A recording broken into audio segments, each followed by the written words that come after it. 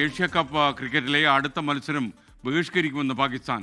Match referee Andy പൈക്രോഫ്റ്റിനെ മാറ്റണമെന്നാണ് ആവശ്യം. ടോസിനെത്തിയപ്പോൾ Indian നായകന് ഹസ്തദാനം നൽകരുത് എന്ന് മാച്ച് റഫറി ആവശ്യപ്പെട്ടെന്നാണ് പരാതി. ന്യൂസ് ഡെസ്കിൽ നിന്ന് മുഹമ്മദ് അസ്ഹർ തത്സമയം ചേരുന്നു. പറയുക സാർ.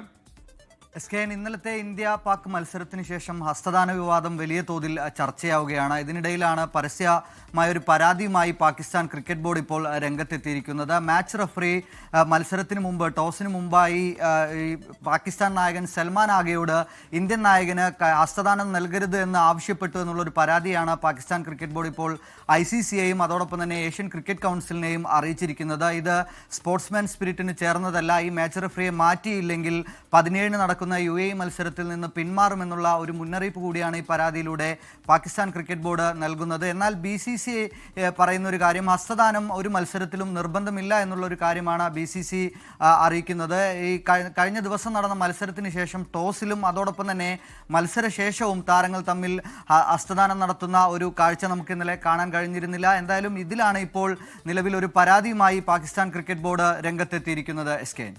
ലോകത്തെവിടെയായാലും ഏത് സമയത്തും 24 വാർത്തകളും ഓഗ്മെന്റഡ് റിയാലിറ്റി പാക്കേജുകളും എക്സ്പ്ലെയിനറുകളും വിശദമായി കാണാൻ ഞങ്ങളുടെ YouTube ചാനൽ നിങ്ങൾക്ക് സബ്സ്ക്രൈബ് ചെയ്യാം.